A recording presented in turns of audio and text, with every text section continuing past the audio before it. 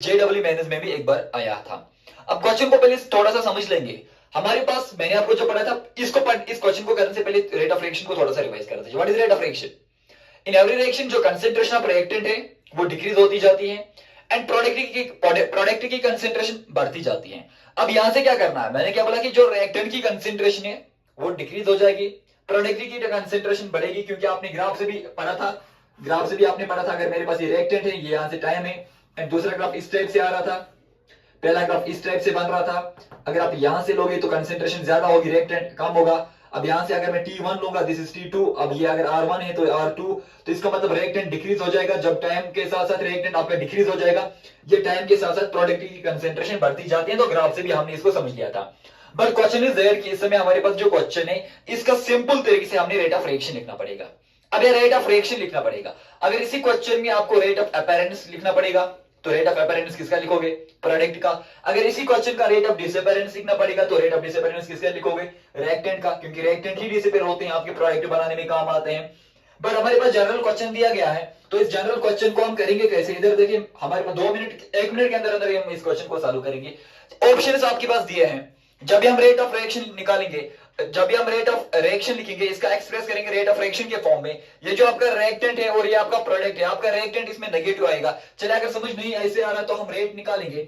मैंने आपको सिखाया था कि रेट निकालने के लिए हम क्या करेंगे, हम लेते हैं R2 माइनस R1, ये मैंने आपको बोला था एक टाइम पर, T2 minus T1, final minus initial, जिसको हम फाइनल फिर लिखते थे। अगर रिएक्टेंट की बात करेंगे तो रिएक्टेंट में आपकी रेट क्या आती थी? रिएक्टेंट में आपकी रेट आती थी, ये तो रेट आपकी आ रही थी रिएक्टेंट में। अरे जरा ऐसा क्यों आ रहा था? ये स्क्वायर ब्रैकेट का मतलब रिएक्टेंट है विद रेस्पेक्ट कितने में? फाइनल टू इनिशियल के रेस्पेक्ट में यहाँ पर रेट कितनी कम हो रही है, विद रेस्पेक्ट टू टाइम के साथ साथ रेट कितनी यहाँ पर डिक्रीज होती थी। अब ये तो हम प्रोडक्ट में भी लिख कर आते हैं। अब सेम चीज ये आपको करना है इस क्वेश्चन में अप्लाई। कैसे करेंगे सर इस क्वेश्चन में ये चीज अप्लाई? चलिए देखिए, हमारे पास क्या है N2, तो मैं इसको कैसे लिखूंगा? मैं लिख सकता हूं D, शाबाश, N2 बाई dt। अब ये तो फाइनल माइनस में आ जाएगा, ये तो माइनस में आ जाएगा आपका, ये तो N2 माइनस में आ जाएगा क्योंकि रिएक्टेंट वाला साइड है। इस इक्वल, अब इसके साथ साथ आपके पास क्या माइनस, यहाँ पर 3 है तो 1/3, स्टोइकियोमेट्री इसका 3 है तो स्टोइकियोमेट्री 1 से 1/3 स्टोइकियोमेट्री आ जाएगा। अब किसका लिखना पड़ेगा? H2 का divide by dt is equal, अब क्या 2, ये जो प्रोडक्ट, ये आपका प्रोडक्ट है तो प्रोडक्ट पॉजिटिव में आएगा तो ये प्लस 1/2 d NH3 आ जाएगा डिवाइड बाई dt। तो इसका रेट ये निकलेगा, अरे ये माइनस भी है, इसका रेट ये निकलेगा। क्या इस टाइप का कोई ऑप्शन हमारे पास दिखाई दे रहा है?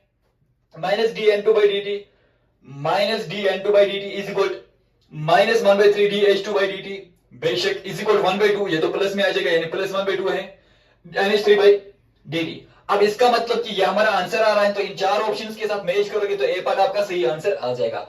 तो इस टाइप के बहुत सारे क्वेश्चंस हम करेंगे। असल में इसको थोड़ा और डिटेल्ड पढ़ना पड़ेगा, क्योंकि इसको ग्राफ से पढ़ना पड़ेगा, रेट ऑफ रिएक्शन को समझना पड़ेगा, रेट ऑफ अपीयरेंस को समझना पड़ेगा, रेट ऑफ डिसअपीयरेंस को समझना पड़ेगा, इनके यूनिट्स को समझना पड़ेगा, इनके स्टोइकियोमेट्री के बारे में थोड़ा सा समझना पड़ेगा, सो दैट कि आपका हर एक क्वेश्चन चाहे नीट का हो, चाहे जेडब्ल्यू मेंस का हो, चाहे एडवांस या आईटी लेवल का हो, डेफिनेटली सारे क्वेश्चंस में गारंटी के साथ बोल रहा हूं कि सारे क्वेश्चंस आपके बन जाएंगे। बस एक बार इस क्वेश्चन की ओर देखिए, क्वेश्चन में करना क्या था। अब बाकी ऑप्शन तो नहीं आएंगे, देखो यहाँ पर प्लस है, रिएक्टेंट वाला साइड आपका पॉजिटिव नहीं आ जाएगा, ये तो नेगेटिव आ जाएगा, ये तो नहीं आएगा।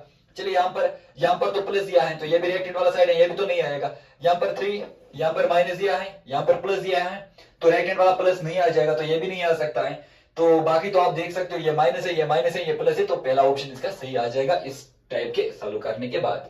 तो ये था आपका छोटा सा क्वेश्चन जो कि आपके नीट और आईआईटी में आया है।